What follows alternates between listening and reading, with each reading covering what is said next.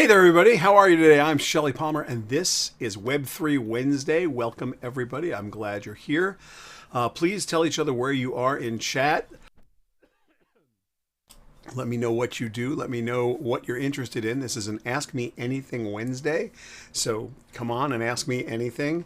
We're going to jump right in today because there is so much to cover. Our friends at OpenAI have been under a little bit of fire with ChatGPT recently, and that's because a lot of people are wondering if you can use ChatGPT to cheat and how you know if ChatGPT actually wrote something or if a person actually wrote something.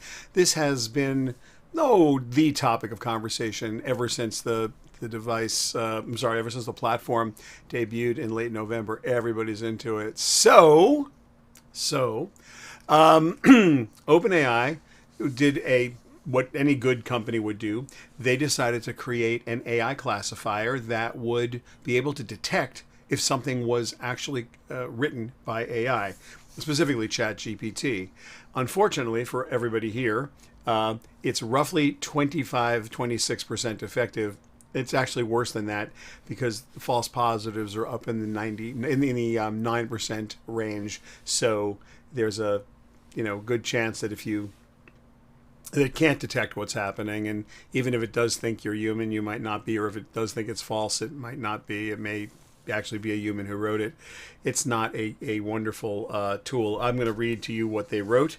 This is what OpenAI has to say about their classifier, and I'm quoting now. While it is impossible to reliably detect all AI written text, we believe good classifiers can inform mitigations for false claims that AI generated text was written by a human. Yeah, that's great, except their classifier is roughly 26% accurate and about 9% of the positives are not actually real. Not great. So anyway, that's the state of the art right now. You really can't tell if something is written by AI or not. As a teacher, who some of you may know, I teach at the Newhouse School. So I am let me get my title right. I am the Professor of Advanced Media in Residence at the Newhouse School of Public Communications at Syracuse University. I teach in the master's program, and I teach Advanced Media Business, which is a business course about the state of the media business and media landscape and sort of doing business in the world we live in today. When my students were using ChatGPT for essays towards the end of the semester, last semester, it was very, very easy to tell. How? Because all of a sudden they started to write in clear, concise paragraphs. There was a topic sentence with 3 supporting sentences in the first paragraph. There were 3 supporting paragraphs, each one supporting the thesis in a different way, and then a really well-written conclusion. Everything was cogent. Everything was logical. None of my students wrote that way beforehand, so why would they write that way now? I mean, it was pretty easy. Then you call them out on it, and they go, oh, yeah, well, I was just trying it out, kind of just trying it out. So, yeah.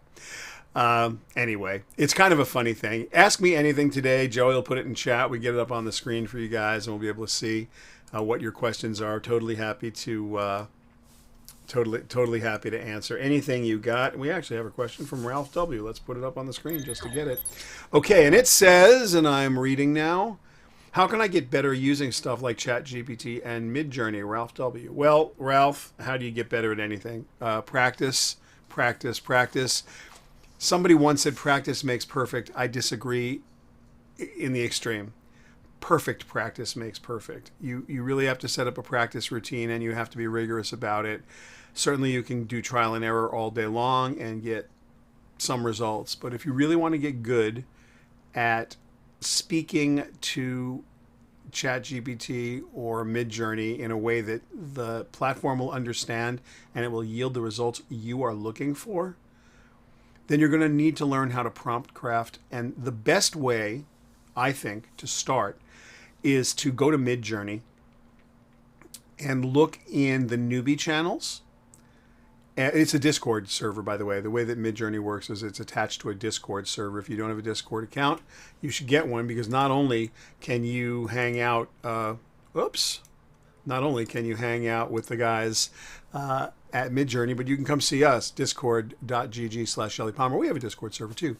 Anyway, You go to Discord and grab Midjourney, and what will happen is that they've got all these channels on the side that you can choose to participate in or look at. If you're a newbie and you just signed up, then you can go to Discord and you can look at the way people are asking Midjourney to create the things they're creating, or go to the general channels where you can see every prompt.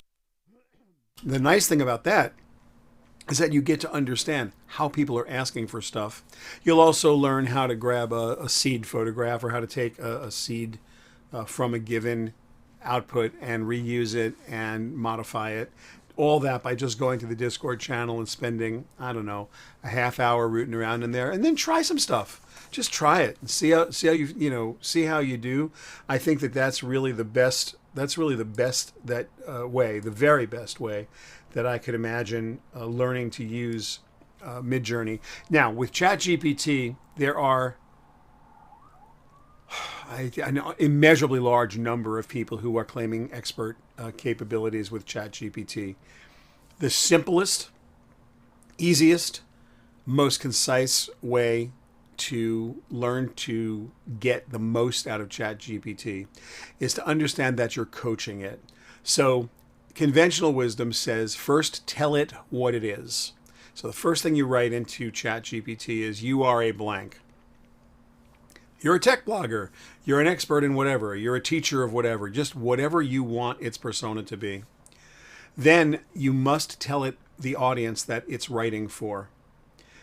You can also tell it the tone that you want. Like, you could say something to the effect of, you're writing a blog post for an audience filled with C-suite or senior executives from a Fortune 500 company.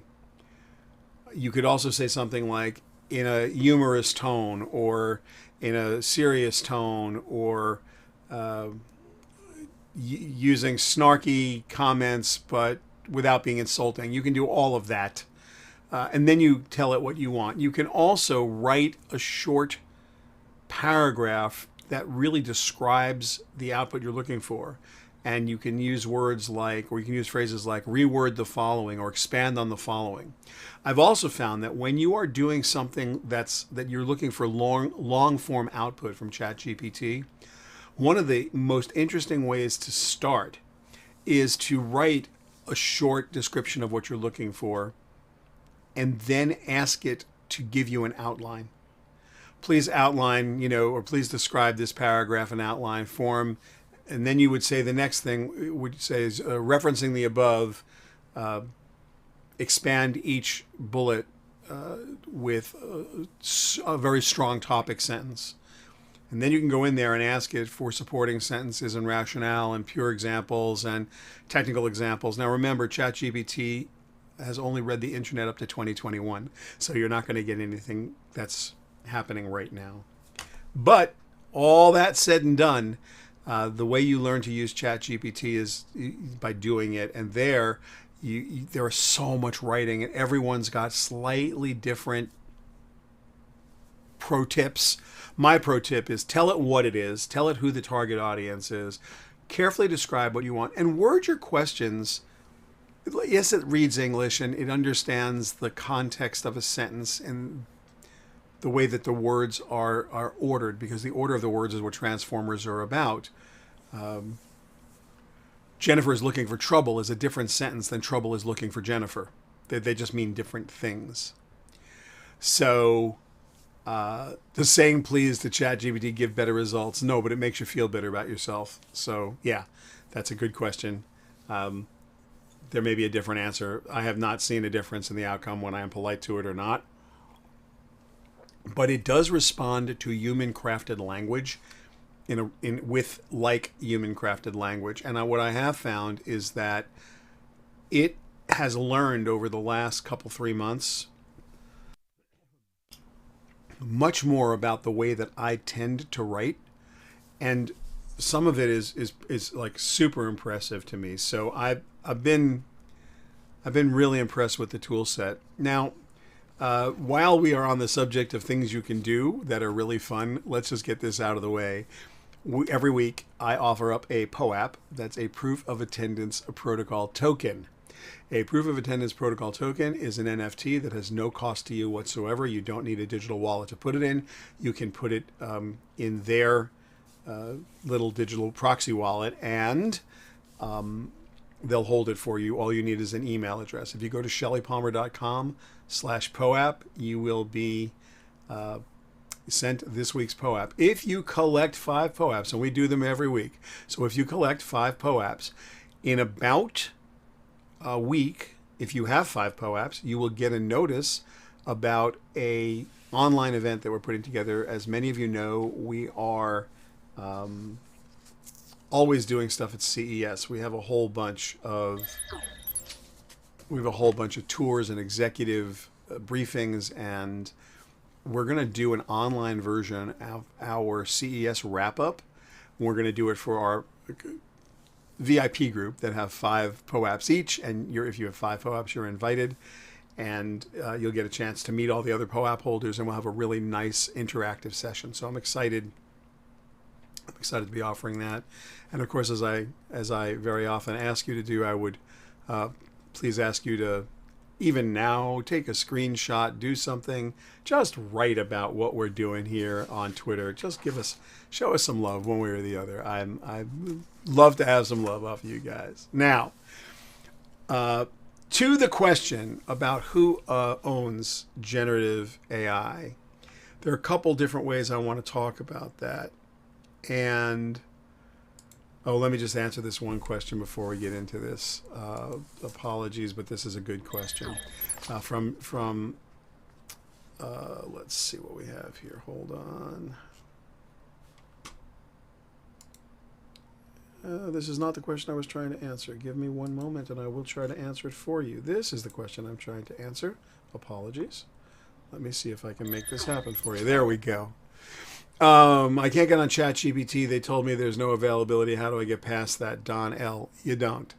There's really no quick cheat around there really is no quick cheat around that they're busy.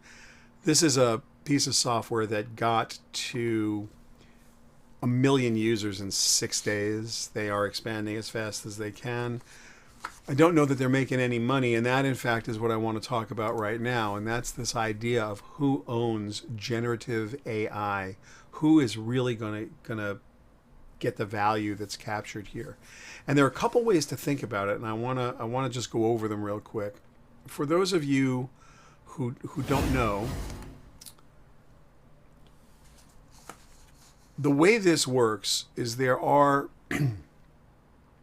a bunch of organizations, a small bunch, Google, Microsoft, Amazon, Facebook. You see where this is going. These are just really large tech companies, a couple in China, a couple in India, that have these massive compute clouds that have either TPUs or GPUs lined up, hundreds of thousands of them, to be fair. And they're the infrastructure layer, if you will. And these are the cloud platforms and even the hardware manufacturers, the NVIDIAs of the world and the AMDs of the world. And they're capable of running the what you would call the training and inference workloads required for generative AI. So when you put together an AI application or a model, you need to train it.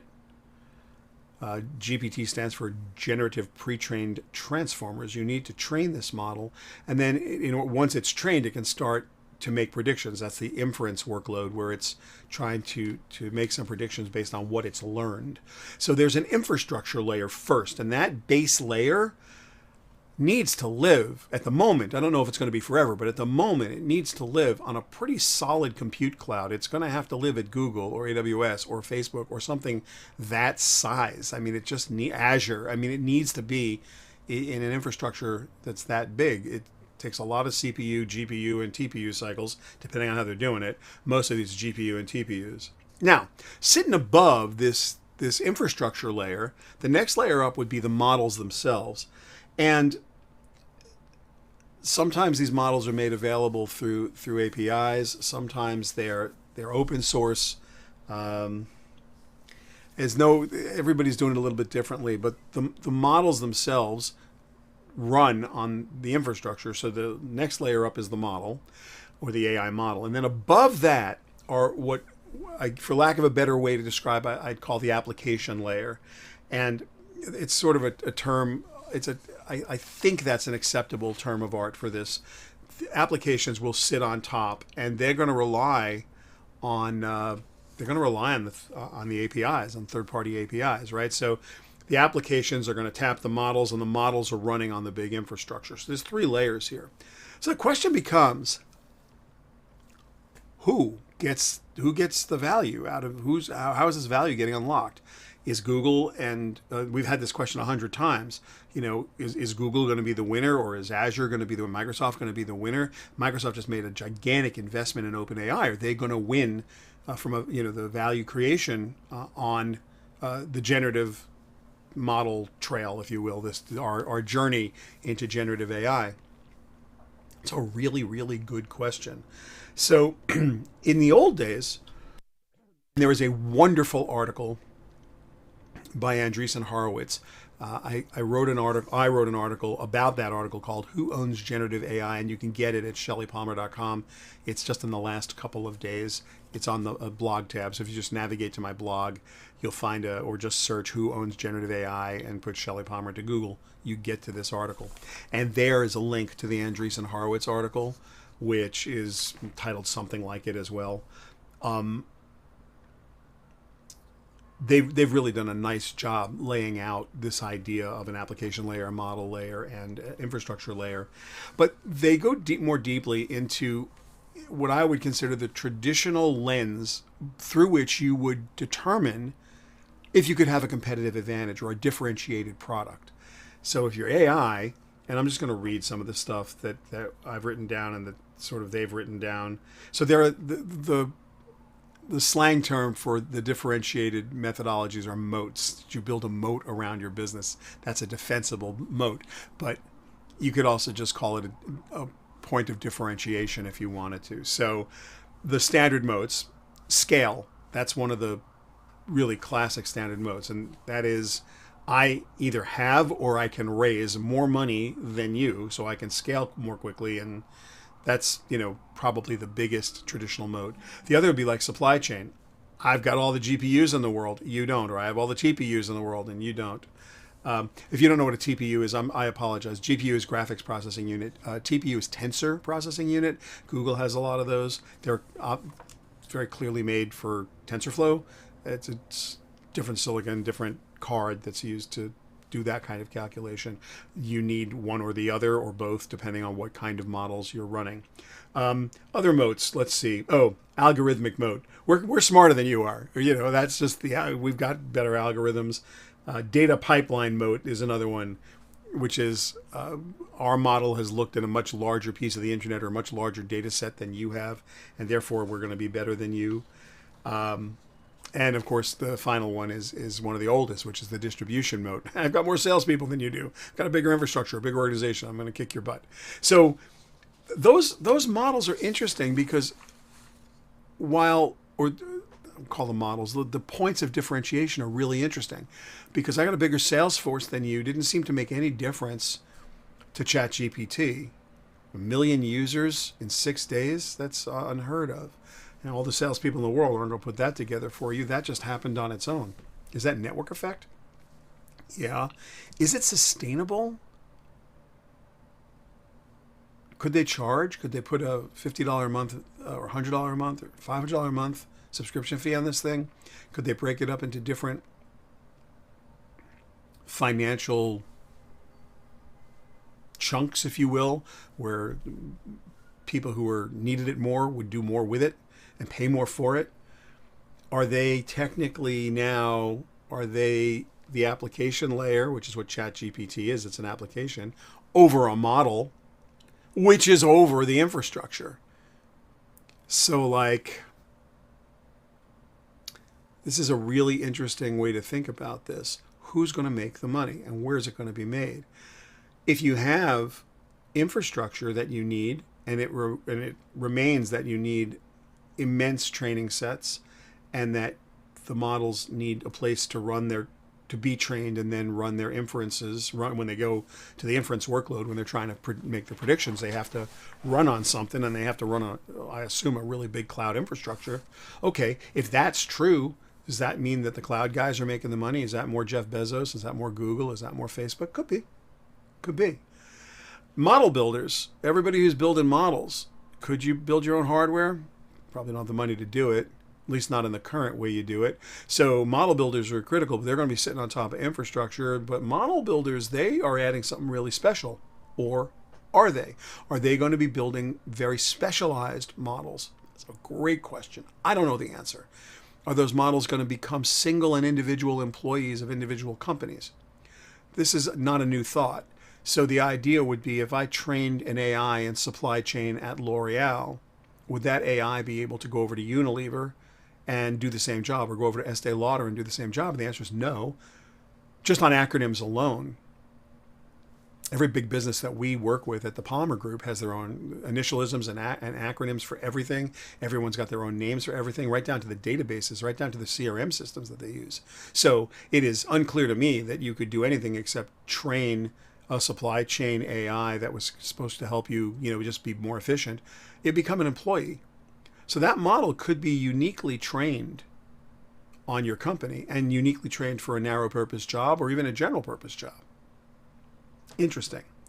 Once you've got that model trained and it knows the company that it's working for, could you then throw different applications on top of it that might be really more interesting? Like, you'd have a supply chain expert model, but you might put applications on it, one for fraud prevention, one for authentication, one for inventory management and control. Those applications would not have to be the same. They'd be highly specialized.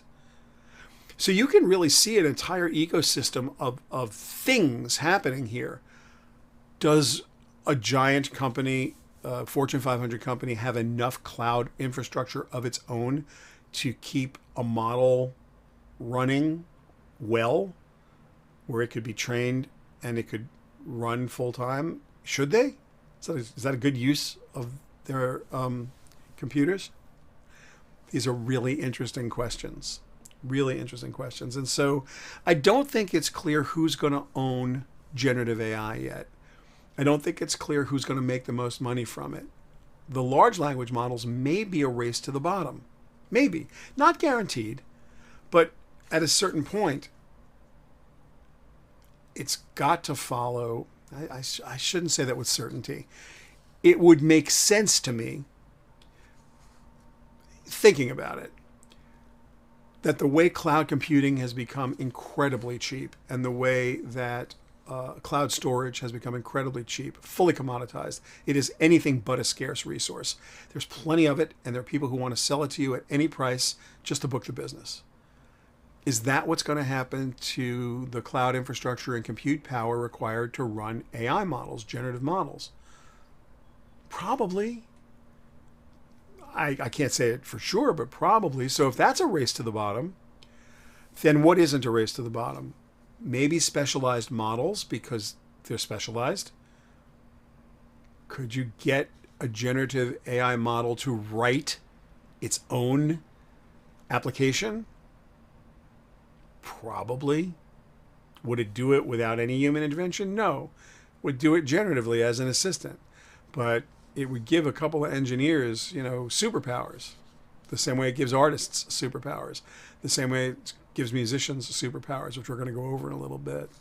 So there's some real questions here, and I don't have great answers to any of it, but I do have a bunch of questions, and I'm really excited about where this is going. It's new. It feels new. And as ever, as from the dawn of history, the technology is so far ahead of the strategy and the tactics. So far ahead. I mean, it's unbelievable how much people are not understanding what this is right now and what it feels like. We have another question here. This is from Alan M. How will AI-infused music creation be addressed by copyright law? Well, if the art copyright laws are anything like the music copyright laws, and we see as many people get offended by the advent of completely computer-generated music, I think we're in for a struggle. Artists are feeling very special, and they're feeling very persecuted right now because models are trained on their art, and they're offended by that, and they feel like they're being copied and ripped off, and their jobs are imperiled. They're not being copied. They are serving as inspiration for the AI models, and music models are doing the same thing. Musicians, all the music ever recorded in the history of the world is serving as inspiration for the AI music models. As every piece of artwork ever created that's made available on the public internet is serving as inspiration and training for the AI art models. Now, the Copyright Office has made some bold statements about it. They're not going to copyright AI-generated work, and this is a very, very, very 16 more varies emotionally charged issue. People's livelihoods are imperiled here, and their sensibility and their sense of dignity and their ego about being human and being creatives. I've been writing music since I'm 4 years old, and I don't talk about it a lot. If you get into the waiting room of this show a little early, the music that's playing is music I've written over the years. I recorded something like 5,000 television commercials and commercial works, and I don't know, I got another 10,000 pieces of music recorded that were never released. My mother and father were music educators. My father was my first music teacher, and one of my earliest recollections was my father saying, "Play it like this." When Mr. Wade, my first clarinet teacher, shows up, I remember Mr. Wade saying, "Play it like this."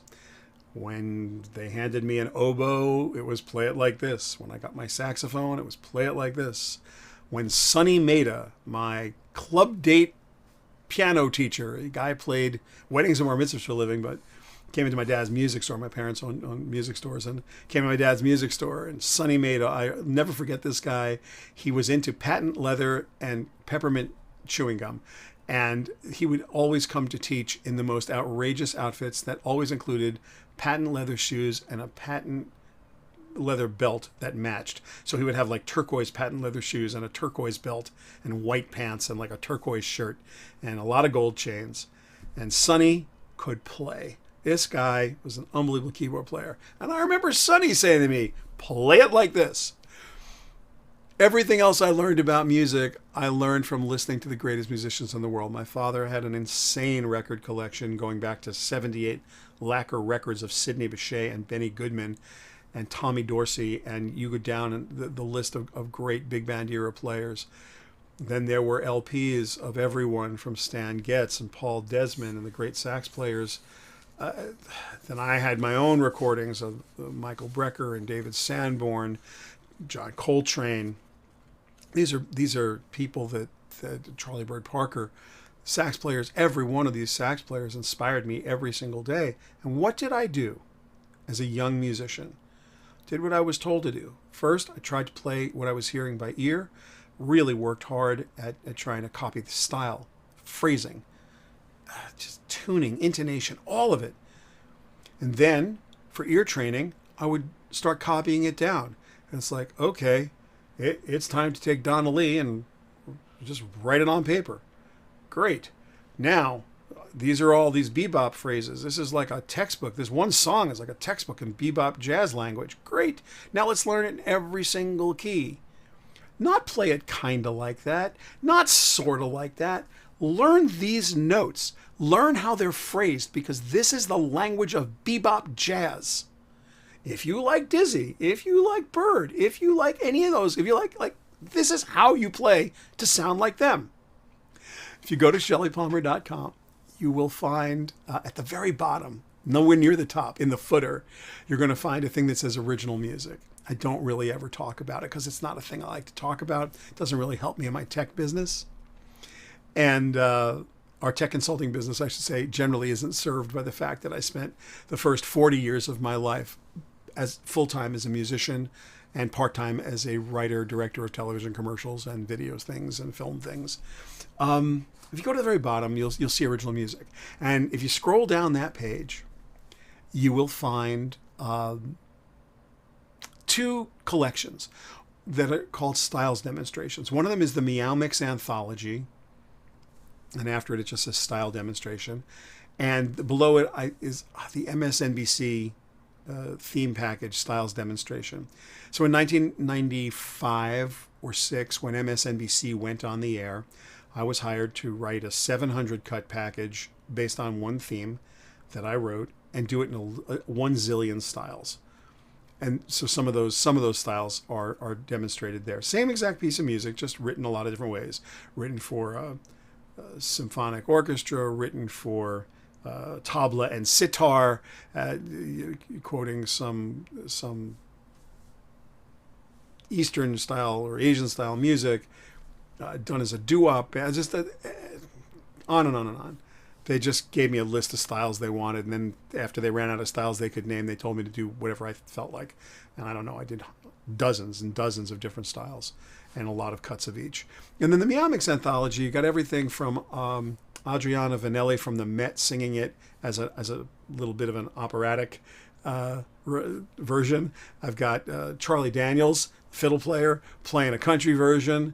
We've got I forget the woman's name, a wonderful jazz singer doing the Scat Cat, a scat version for like swing jazz. There's a Motown version. There's a Beach Boys version. Same song, meow meow meow meow meow meow meow meow. Same song. It's the same song. I just did it in a whole bunch of different styles. I actually did a whole lot more than are on the. There's one that knocks off the John Williams symphonic approach to Close Encounters of the Third Kind, because the commercial had the cat talking to the spaceship, and the spaceship gives the cat meow mix. So they got sued by the movie company and Steven Spielberg, so the commercial only ran a couple times because they had infringed so deeply on the creative of the spaceship from Close Encounters. The music did, and the music was the Meow Mix song. So you can hear lots of different styles. Why am I bringing this up? 100% of that stylistic work is algorithmic, meaning there are very specific rules to make something sound like the Beach Boys, very specific rules to make something sound like Motown. And from a copyright perspective, is that Motown Meow Mix knocking any one Motown song off? No. Is the Beach Boys version of the Meow Mix jingle knocking off a Beach Boys song? It sounds like the Beach Boys. It's unmistakably Beach Boys. Why? It's inspired by the Beach Boys. The Motown version is inspired by Motown music, all Motown music, everything that came out of Detroit, that whole era. There's like a semi-operatic thing with like a Baroque harpsichord going on behind it, and Allie Ryerson's playing some flute.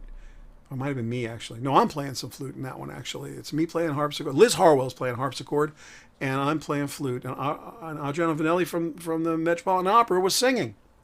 Inspired by everything I'd ever heard in my life that sounded Baroque and operatic, like that little zone between the classical period and the Baroque period. I'm like, yeah, right in there. That sounds right to me.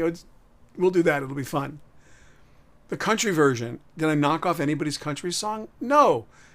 I put it in the key of D, and I let Charlie Daniels play fiddle, and then that's what we did. The song wasn't originally in the key of E, so we had to like detune the tape so he could play where he wanted to play, because that style of fiddle is only played in his mind in the key of D. Okay.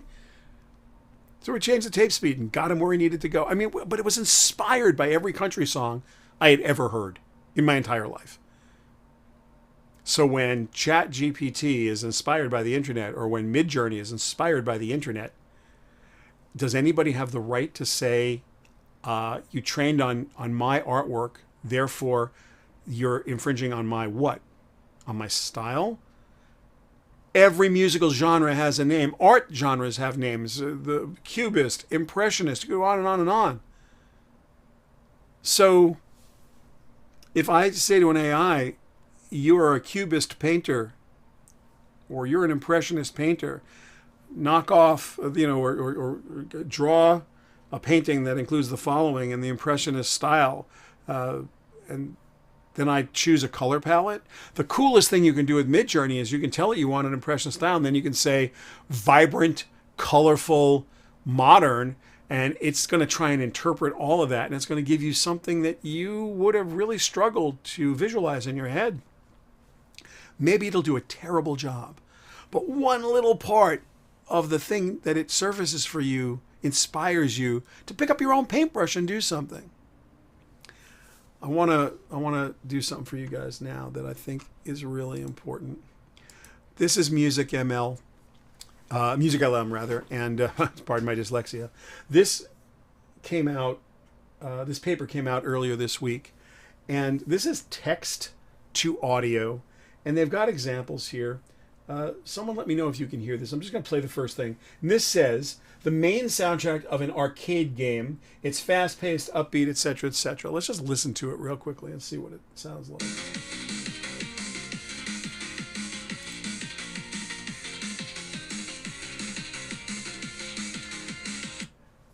I mean, it says what it is, and it is what it is. Let's have a listen to what they're calling. This is long generation, so let's listen to what they call swing. Hopefully you guys can hear that. Just tell me in chat if you can.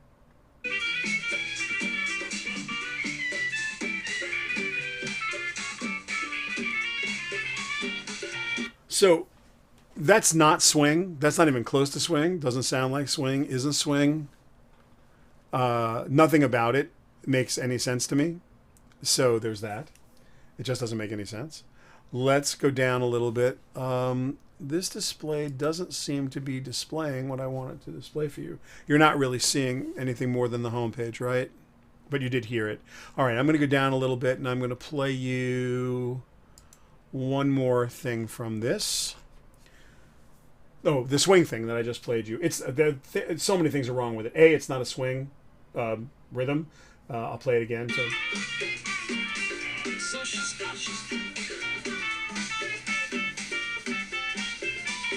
It's not actually swing, and it's not very good.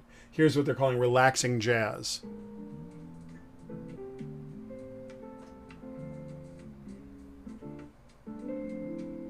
Yeah, totally mediocre in every way you can describe mediocre. But the part about this that blows my mind is not where it is right now. It's where it's going to be in just a little bit. Mind you, this is coming out of nowhere.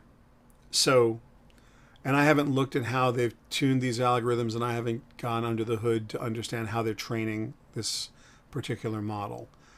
But it seems to me with very rigorous training, the way that musical training is done, these styles are so algorithmic, meaning they are so step-by-step rule-based, it's not going to be very hard to get the orchestration correct. There is a range of bass sounds. The difference between a big band you would record today and a big band that was recorded in the 40s, I could make a list. I mean, to start, you don't hear the bass drum in the 1940s big band recordings. You definitely hear them you hear bass drum in a recording made in the modern era. You are not going to hear, unless there is something really specific being done, you're not going to hear the rhythm guitar. It's just the guy could whack it as hard as he wants, and he's not going to hear it. Upright bass, they were playing these big double basses back, and they weren't electric basses back then. Sometimes you heard the bass, sometimes you didn't. It just, there was like, those recordings just sound different. And it's really easy to understand. If you want something to sound like a Tommy Dorsey recording from the 40s, it is really easy to make a list of the things that make it sound that way. If you want something to sound like Mozart wrote it, it is really easy to write a list of things. The melody is going to follow these rules. You are most likely going to have this kind of turnaround. This is going to be the way the first 8 measures are stated, and when the theme is stated, and the consequent phrase and the antecedent phrase, and how that's going to work. It's just easy to do, and it does not require a ton of musical training to get there. So it's not going to be hard. It's not going to be hard to get the music AI to do great, what people will perceive as great music. Any more than it's hard to get the art programs to do what people perceive as really cool art. Copyright is going to be something else. Now, modern copyright law says that if I just saw something my brother sent me, I don't have it handy. Gene Roddenberry, may he rest in peace, did something so mean and so greedy, I almost couldn't believe it. You'll find this online. The original copyright to the theme from Star Trek, which is a Begin, oddly enough. So if you listen to the musical genre Begins, a Begin, which is a kind of music, the opening to Star Trek, the original series, is a Begin written by one of my heroes in the world, Alexander Courage, who is just truly one of the great composers of the last century. Very famous TV composer and an incredible musician, incredible orchestrator. He wrote an instrumental theme to Star Trek, the original series. A few weeks after the copyright, Gene Roddenberry wrote some lyrics and sent in the sheet music with his handwritten lyrics, which were never ever sung, never meant to be sung. But what they did is they entitled Gene Roddenberry to 50% of the composer's share, or known as the writer's share, of the copyright.